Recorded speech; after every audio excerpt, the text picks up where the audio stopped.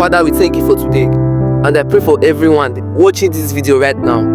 Father, let this week bring peace, focus, and strength. Father, every seed of effort they have planted, Father, let it begin to grow mightily. Oh Lord, every delayed result, Father, let it begin to move.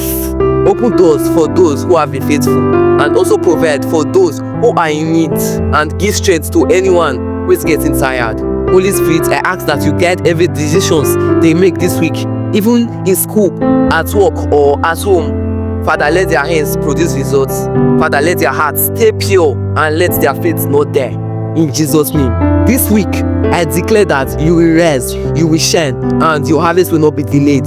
In Jesus' name, we pray. Amen. Thanks for watching. Please share this prayer to a friend because they might need this. God bless you. Thanks for watching. See you in our next video. I'll be right with you.